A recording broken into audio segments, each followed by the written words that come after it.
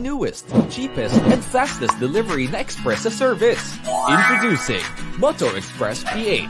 You can now leave your shopping and delivery needs with us without much exposure and interaction to people outside. Mapa-grocery items, medicines, foods, and other essentials and halal-certified products, kami na ang mamimili at maghahatid sa'yo. Sinisigurado na ligtas, in good and quality condition ang mga pabili o orders sa delivery service na iyong i-avail. Para sa maayos at mabilis na delivery at order mo, ipamoto mo na. Download Moto Express PH app through Google Play that is built to deliver beyond your expectation. Tara na dito sa Moto Express. Dahil moto mo to.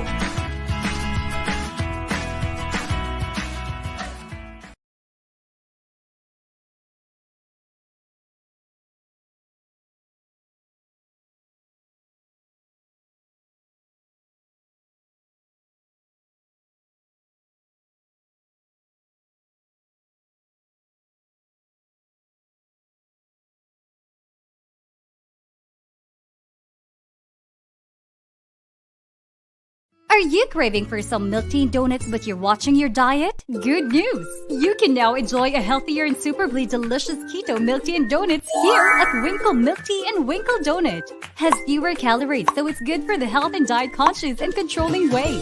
Why choose Winkle Milk Tea and Winkle Donut? The first halal certified milk Winkle Teas and Winkle Donut in the Philippines. The first healthy keto milk tea franchise in the Philippines. FDA approved. Uniquely infused milk tea flavors with high quality ingredients and premium taste. And if you want a healthy and refreshing franchise opportunity, a competitive healthy blended milk tea and donut franchise awaits you. We have business opportunity options you can choose from.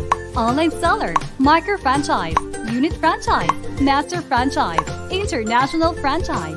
Order via our Facebook page, Winkle Tea and Winkle Donut, or contact 0995-551-4380 to experience this happiness in a box with your favorite Winkle Milk Tea and Winkle Donut.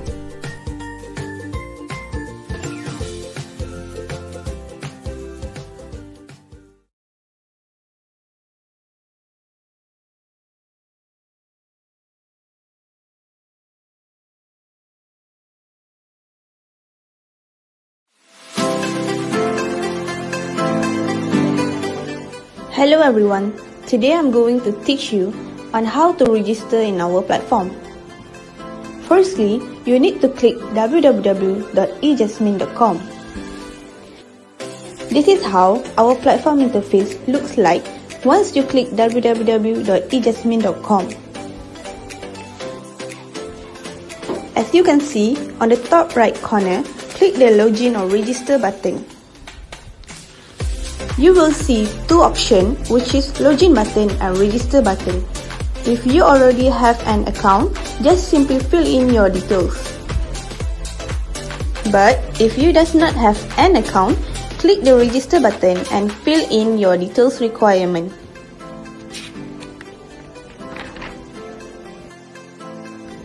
If you are interested for becoming a vendor, you can click become a vendor button below.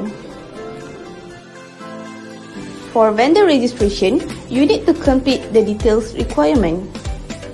If you have halal certificate, you need to upload it on this section. Last but not least, once you have completed all the detail requirements, just click the register button. Thank you.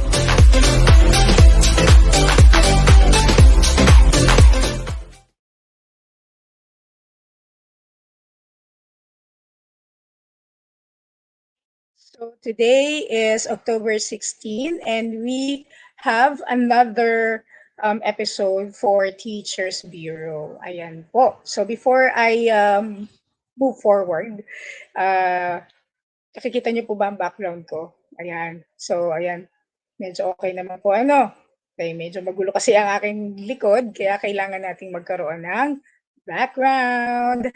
Okay, and I would like to just say hi and thank you ulit. Every Saturday, I'm doing this. Sir Ismael Abaya.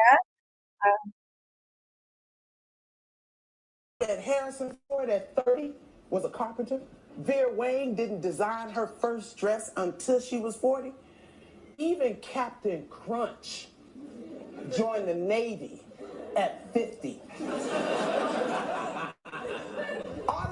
and said, you youngins is running around here trying to be somebody when you don't even know who you are yet. You know what happened to Oprah at 23? She got fired. Imagine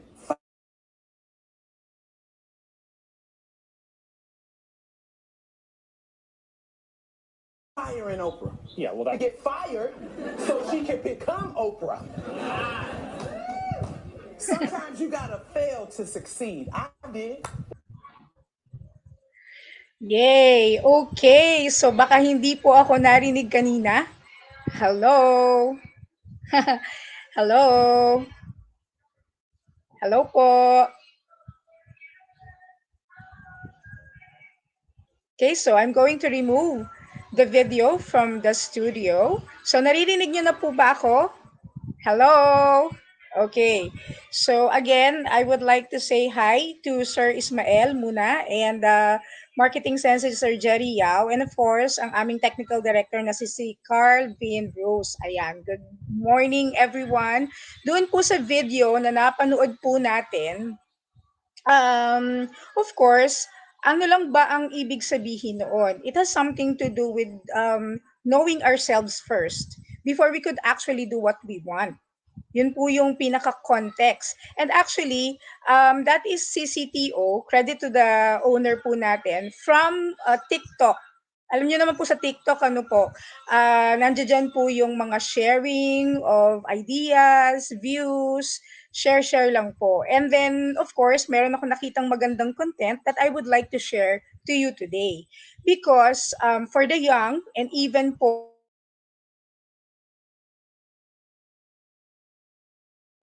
is that hindi po have to start at 30. So, kumbaga, if we are going to start a business or a career or whatever, hindi po yan, wala pong age for that. Ayan, walang age. So, ang ano po natin dyan is, of course, ang titingnan po natin is, do we understand ourselves? Before we could actually know what we want, we have to understand ourselves. Yun po yung pinaka-context ng ating pong video. And I believe, I would just like to share with you that it is very important that we know ourselves first before we could actually understand what we really want in life. Especially if we are going to set up a business or have a career or even get married. Ayan po. So, meron pang isang magandang context doon kasi binabanggit niya kanina si Oprah, di ba? Sabi niya, imagine firing Oprah. Imagine mo nga naman, finire mo si Oprah. Is that appropriate? Of course, sabi nga niya, hindi pa kasi siya Oprah that time. And kailangan niyang ma-fired from the tawag dito, from his work that time when she was 23, kailangan niyang ma-fire so that she can become Oprah.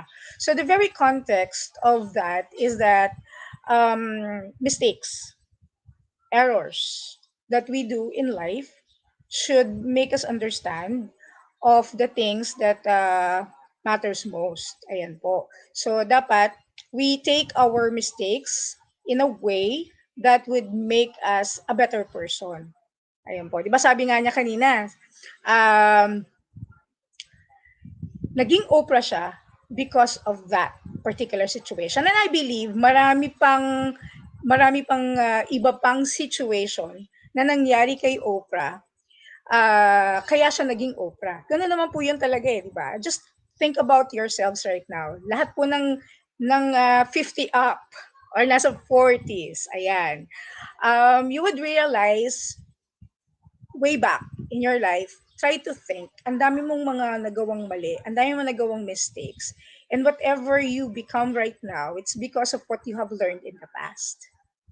So yun yung pinaka-context noon. Kaya mga bata, yung mga nakikinig po sa atin dyan, at saka ang ating pong mga estudyante ko, at saka iba pong mga viewers, I know my sister is watching right now also.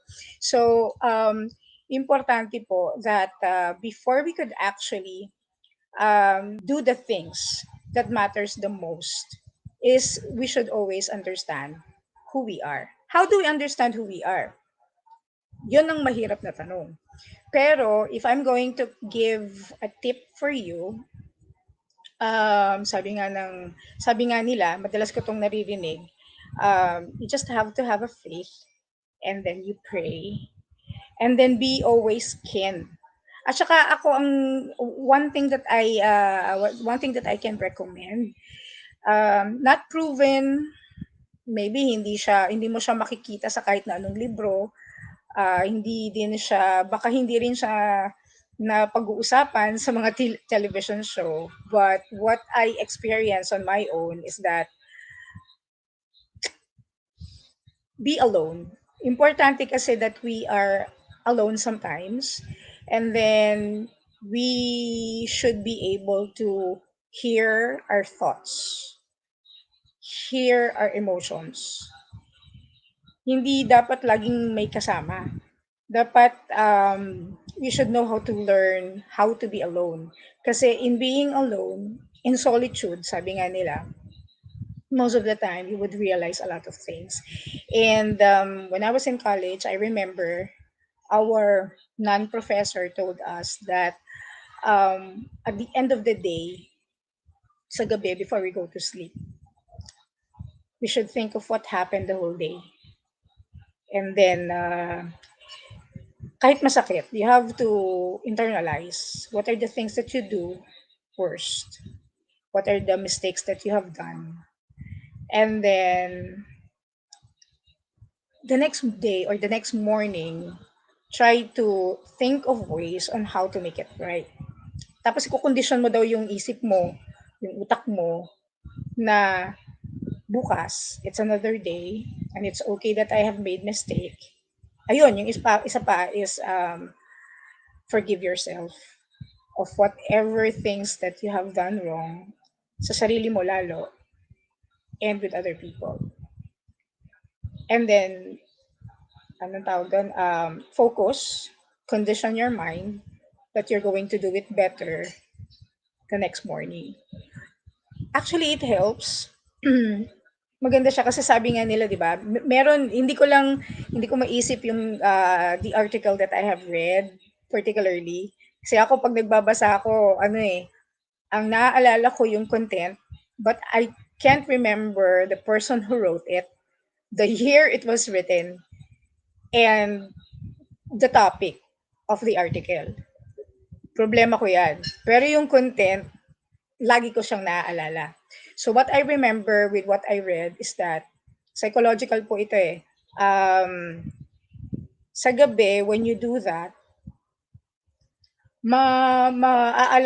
kumbaga papasok siya sa subconscious mind, and when it's in your subconscious mind, magi-internalize siya in your being is right. Parang ganun po. Ganun po yung tawag dito, yung magiging situation ng mind setting and mind frame mo the next day and all throughout the following months of the years. Ayan. So how to condition yourself not to commit the same mistake again. Kasi usually ang nagiging problema is round the clock committing the same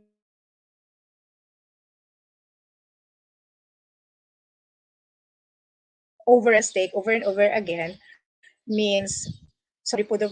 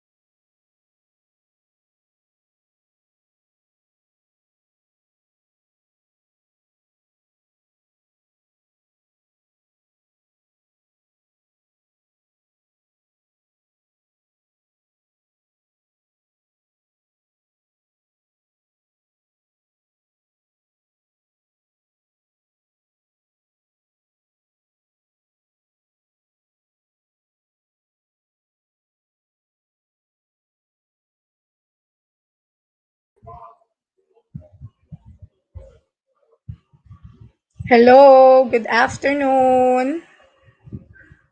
Ayan, bumalik po ako ulit. I'm so sorry for that. Bigla pong nawala ang ating, I don't know what happened. Anyway, so as I was saying po, okay, so I was saying, regarding po dun sa pinag-uusapan natin kanina. Okay, so dun po sa video, it's really very important, especially for the young, and not only for the young, but also for people like me who are really would want to do something, but still don't know what they want to do in life. Katulad nga po ni Oprah. At saka po ni Kenny Rogers, if you know him, I do not, I cannot remember his last name, but I know his last name is Coronel. Okay, yung pong may-ari ng KFC. 60 years old po nung na-discover niya ang kanyang very unique recipe for fried chicken. And it made a hit at 60. And he was a billionaire or a millionaire, I don't know. I think it's a millionaire. He was a millionaire at the age of 65. So which means wala pong age ang success. And it's okay kung hindi ka pa successful at a very young age. Hindi po ba? Kasi bata ka pa eh.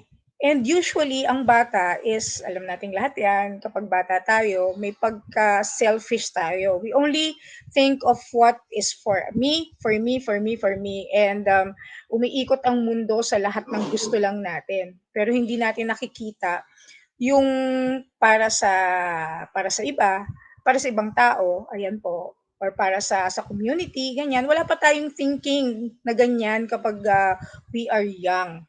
Siguro at the age, of course, 18, lalo na 18 hanggang sa 20, 30.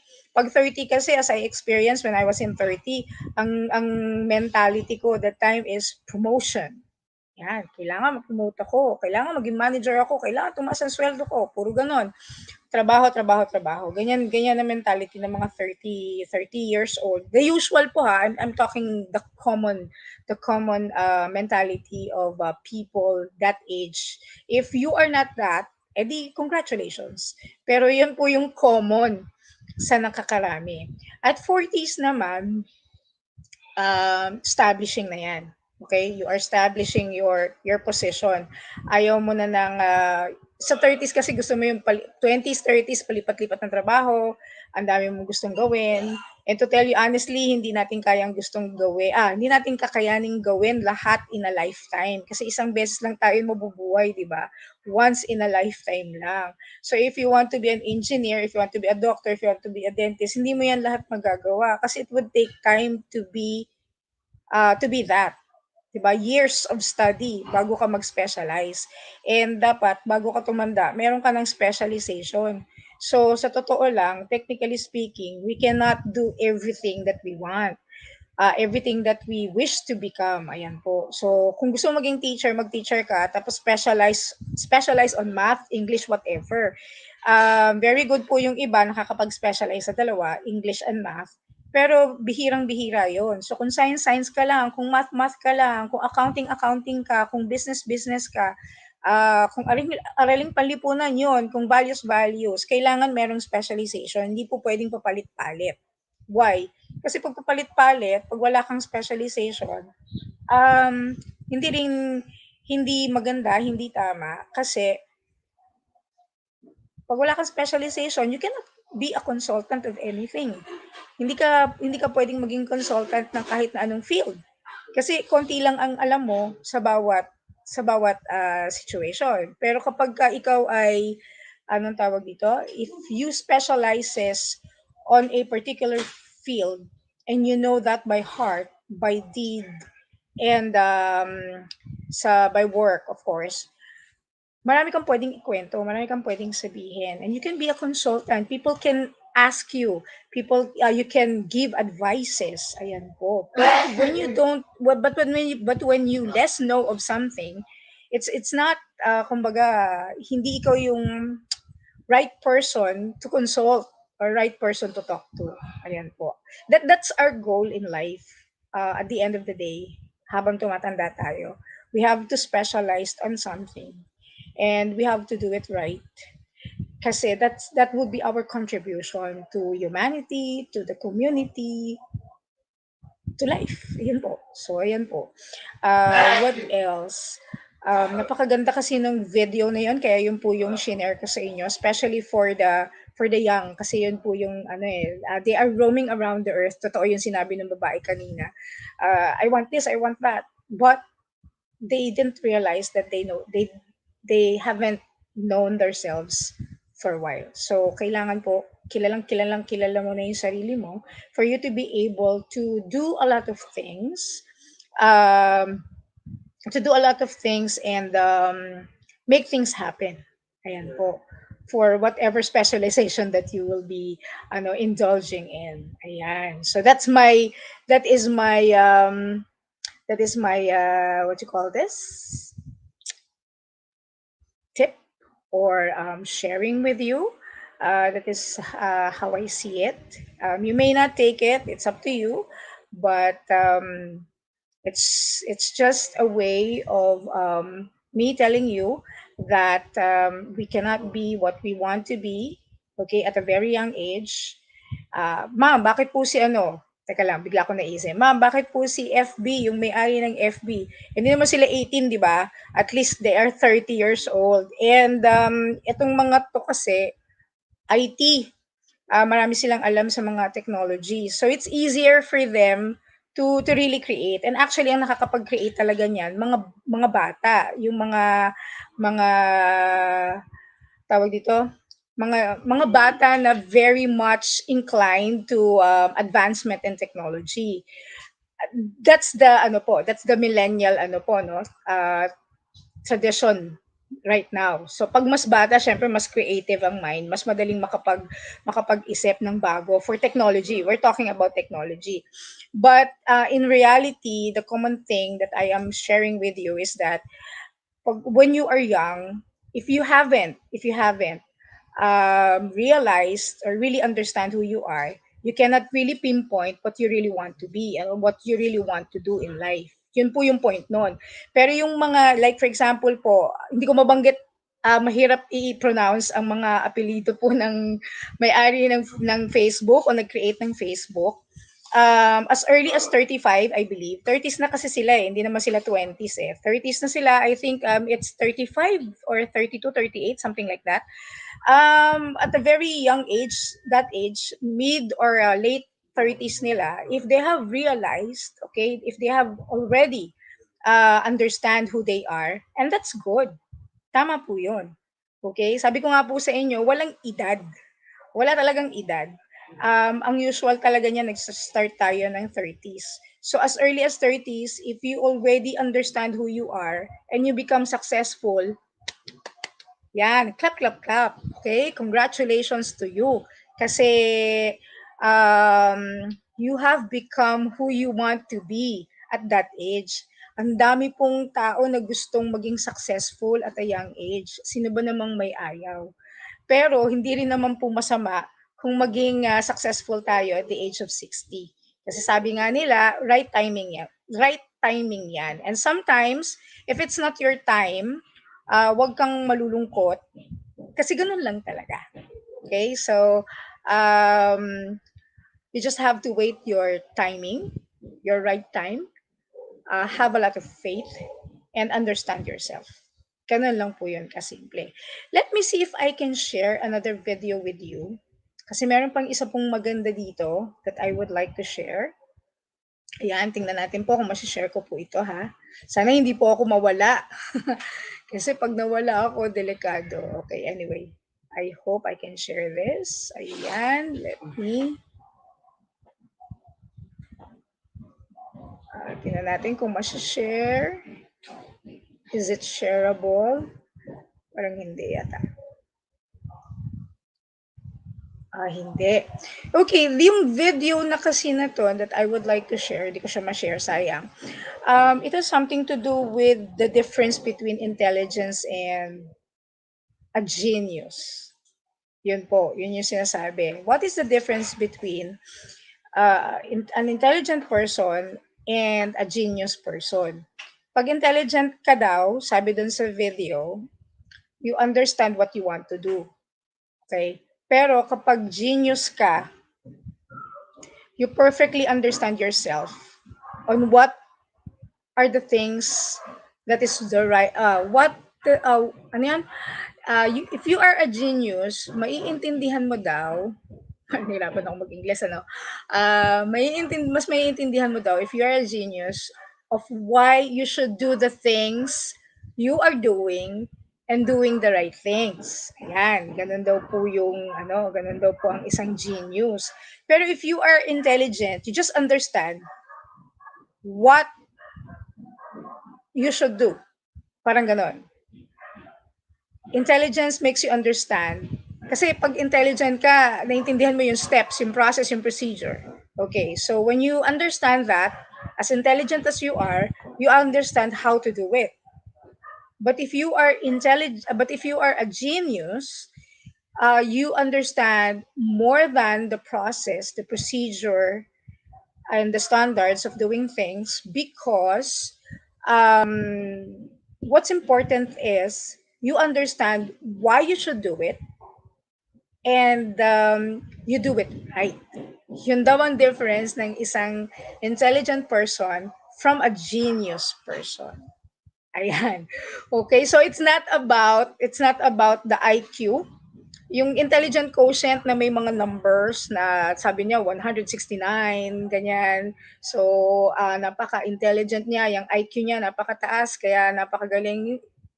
Well, of course, yun na nga. It's because madali mong maintindihan yung mga proseso that needs to be understood. But then again, if you are a genius, you would understand more than that. You go beyond understanding just the process, but more so, you understand why you are doing it and how to do it right.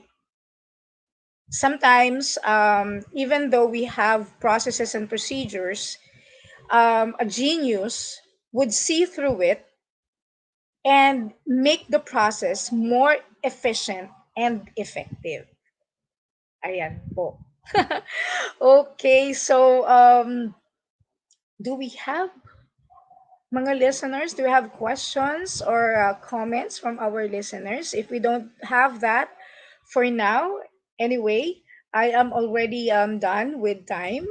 And I am, next meeting, I hope that I can share with you my friend's business sa Marikina. It's a spa business. And I hope na mapakita ko to sa inyo kasi I would love to go out. As of this time, I am in quarantine kaya hindi po ako nakakalabas. Pero gusto kong gawin ulit yung isang episode ko with my friend sa Inarawan where I featured her business. So sana magawa ko siya ulit next week. If not, I'll be having the same ang tawag dito, session with me, okay, discussing another topic that I saw in TikTok, or a topic that I would like to share with you. Okay po. So, ayan, thank you very much, everybody, for being with me today. And I hope that I have given you a peace of my mind. And even though, of course, that you don't want to, or even though, of course, if you have your own, what you call this, principles in life, of course, we have our own ideas and insights. You might want to consider mine, and I hope that if you do, it would be able to bring enlightenment, and it would help you in a way that it should. Okay, so thank you very much, and it's time to say goodbye and thank you, and I'll see you again next week for another session in Teachers Bureau. Again, this is Maria Teresa Malco saying goodbye, and I hope that you'll enjoy your weekend. Goodbye, everyone.